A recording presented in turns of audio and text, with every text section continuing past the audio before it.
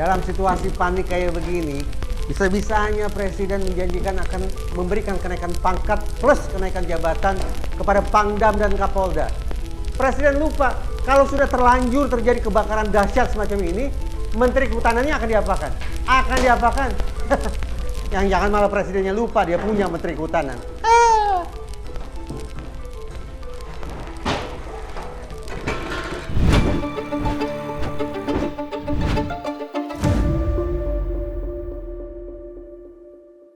Pangdam sudah berapa lama di sini? Siap, 1 tahun. Kapolda? Siap, baru 17 bulan. Coba cari kerjabatan supaya mereka bisa naik. Ya, selesai dulu. Kalau 900 kosong. Ya, kalau begitu 900 selesai, Panglima TNI Kapolri. Kalimat-kalimat seperti ini nih, Pak Prabowo, yang perlu Anda perhatikan baik-baik. Karena terus terang mengesalkan ketika dalam situasi bencana ekologis semacam ini Anda justru memberikan iming-iming berupa kenaikan pangkat dan jabatan kalau berhasil memadamkan kebakaran.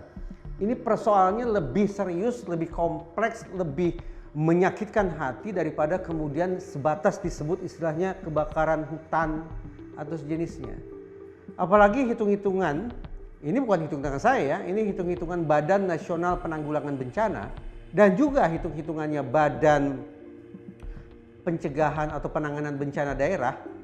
Kedua lembaga itu sama-sama menyebut bahwa kebakaran hutan atau kebakaran lahan pada tahun ini adalah yang terburuk daripada yang sebelum-sebelumnya. Angkanya sudah menembus ratusan ribu hektar. Kalau esok hari hujan deras, padam itu semua api. Betapa tidak fairnya kalau kemudian Kapolda dan Pangdam langsung Anda naikkan pangkatnya, Anda berikan jabatan yang lebih tinggi. Itu iming-iming, itu narasi yang meleset, yang sama sekali tidak mewakili urgensi sekaligus tingkat kebayaan masalah yang sedang sama-sama kita hadapi saat ini, terutama di wilayah Kalimantan dan Sumatera. Bahkan, ayo coba kita bandingkan ya, kita sudah tahu sama-sama lah, Komisi PBB, pelapor khusus PBB, Amnesty International, bahkan para ilmuwan yang menekuni bidang genosida, semuanya sia sekata menyebut bahwa apa yang terjadi di Palestina merupakan bentuk genosida, genocide, bencana kemanusiaan.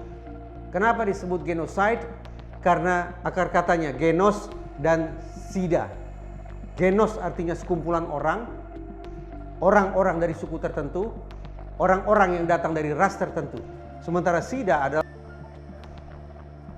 peristiwa yang berlangsung di Palestina saja disebut sebagai genosida, ketika fokusnya ini adalah upaya untuk membasmi sekumpulan orang, sekumpulan manusia. Sekarang kita bicara tentang pembakaran lahan. Ini bukan semata-mata manusia yang dirugikan. Apalagi kalau kemudian sampai jatuh korban jiwa. Bukan semata-mata manusia yang menjadi korbannya. Flora, fauna. Bukan hanya untuk hari ini, tapi setahun ke depan, 2 tahun ke depan, 5 tahun ke depan, bahkan bertahun-tahun ke depan, boleh jadi akan ada jenis tanaman-tanaman ataupun jenis satwa yang tidak bisa dihidupkan kembali akibat kerusakan ekologis yang sedemikian parah ini.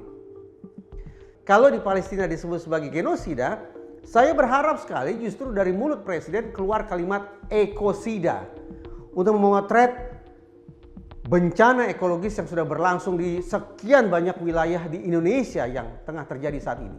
Ekosida sepadan dengan genosida, bahkan lebih parah karena sekali lagi yang menjadi korbannya, yang dirugikan oleh bencana ekologis itu bukan semata-mata spesies manusia, orang hutan. Sudah, saya tidak akan sebut satu persatu jenis satwanya ataupun jenis tanamannya, tapi yang ingin saya tandaskan adalah yang menjadi korban akibat bencana ekologis ini adalah lintas spesies, lintas generasi.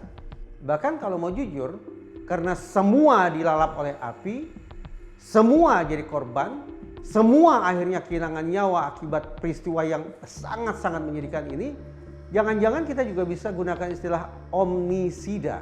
Ini adalah peniadaan terhadap segala sesuatu. Omnisida. Terdengar bombastis? Ya, saya akui ya. Terdengar terlalu mendramatisasi? Betul, saya akui juga ini mendramatisasi. Tapi izinkan saya untuk menggunakan kosakata yang dramatis, yang bombastis semacam ini sebagai bentuk pengingat, terutama kepada presiden kita untuk kemudian dalam situasi yang amat sangat mencekam semacam ini tidak mengeluarkan kalimat-kalimat yang sekali lagi justru berfokus pada pemberian penghargaan kepada pejabat-pejabat yang sesungguhnya tugas mereka lebih daripada sekedar memadamkan api. Coba kita konsekuen.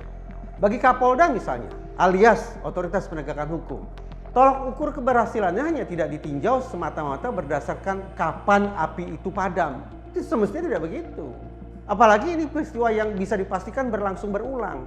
Sehingga otoritas penegakan hukum harus berfokus pada preemptif, preventif, represif. Sekarang saya tanya, per hari ini sudah berapa banyak orang, sudah berapa banyak perusahaan, bahkan sudah berapa banyak oknum aparat negara dan juga oknum aparat daerah yang diseret ke mahkamah hukum? Saya mau tanya, berapa datanya? Berapa jumlah orangnya? Sehingga betul-betul kita akan mendapatkan indikator yang terukur tentang bagaimana otoritas penegakan hukum, khususnya Kapolda, sudah bekerja sesuai tupoksinya, tidak semata-mata memadamkan api. Nah, kalau kemudian indikatornya kita pakai yang 3 itu tadi, preemptif, preventif, represif, jangan-jangan argonya masih 0, Pak Presiden. Jangan-jangan argonya Pangdam dan Kapolda masih hampa, masih nihil. Bagaimana mungkin kemudian dalam situasi yang amat pelik semacam ini Anda justru terkesan ingin mengobral pangkat dan jabatan? Tidak elok, Pak Presiden. Tidak bijak, tidak arif untuk menarasikan hal-hal yang ecek-ecek semacam itu dalam situasi yang penuh dengan kekalutan seperti sekarang ini. Saya justru ingin memberikan tawaran yang lebih ekstrim kepada negara kita. Sanggup tidak bahwa orang-orang, entah itu sipil, entah itu oknum aparat atau siapapun itu yang terlibat dalam pembakaran lahan ratusan ribu hektar ini, tidak hanya kita dudukkan mereka di kursi terdakwa pidana biasa, tapi kita posisikan mereka sebagai pelaku pelanggaran hak asasi manusia kelas berat. Apa argumentasinya? Memang istilah atau sebutan pelanggaran HAM berat itu lazimnya secara tradisional hanya berlangsung dalam situasi perang, dalam situasi konflik bersenjata. Tapi kalau kita mau fair, kalau kita buka data, saya yakin kita akan bersepakat bahwa bobot kehancuran, bobot kebinasaan akibat pembakaran lahan ini setidaknya tidak kalah ringannya. Bahkan mungkin lebih dahsyat, lebih parah lagi. Sehingga tersedia alasan bagi kita untuk sekali lagi menyebut mereka bukan sebagai pelaku pembakaran lahan dalam kurung pelaku pidana semata. Itu tidak cukup. Sudah saatnya kita punya ketegasan ekstra. Sudah saatnya kita menunjukkan kemarahan kita bahwa mereka-mereka yang berulang-ulang setiap tahun bisa diramal akan mengakibatkan kerusakan lahan di sekian banyak wilayah di Indonesia dan mengekspor asap dalam kurung mengekspos penderitaan ke negara-negara tetangga. Mereka-mereka ini, para pelaku ini, otaknya, cukongnya, pemilik perusahaannya, eksekutor lapangannya, oknum yang melindungi mereka, aparat yang memberikan izin-izin ilegal bagi pembukaan lahan semacam itu sekali lagi dikenakan status sebagai pelaku pelanggaran HAM berat. Dengan sebutan semacam itu, kita perlu revisi besar-besaran peraturan perundang-undangan terkait.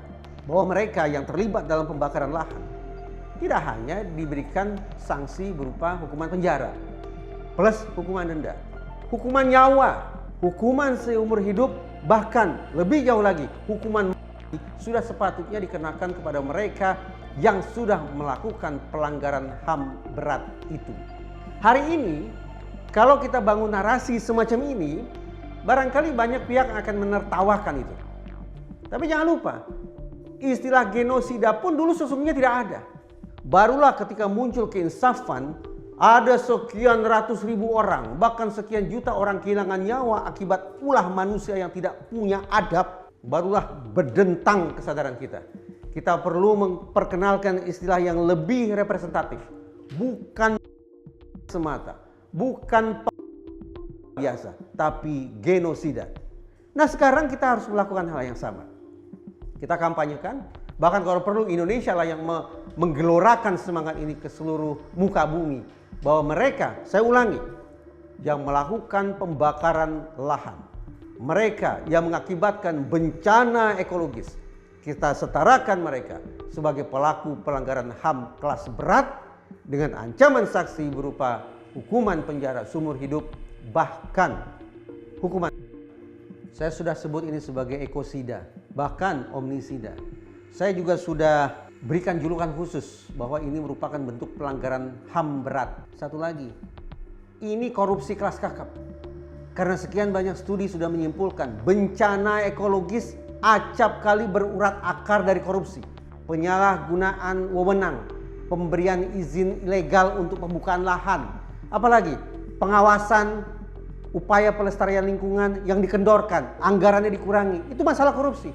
Alhasil ini memang bukan semata-mata isu atau kepentingan bagi polisi, bagi TNI, KPK, Kejaksaan Agung pun sudah seharusnya punya andil di situ. Jelas, ini butuh langkah koreksi besar-besaran. Anak cucu kita ke depannya harus terus-menerus digedor kesadaran mereka bahwa kita harus menjaga persada ini. Nilai-nilai kearifan lokal sepatutnya direvitalisasi agar generasi ke depan punya penghormatan, punya penghargaan yang lebih tinggi lagi terhadap tanah air kita. Ini bukan semata-mata urusan Kapolda. Ini bukan semata-mata membutuhkan kehadiran Pangdam. Ini perang semesta yang harus kita lakukan terhadap mereka-mereka yang sudah mengakibatkan neraka ekologis di Sumatera, di Kalimantan, dan di daerah-daerah lainnya. Kirim mereka ke liang lahat sesegera mungkin.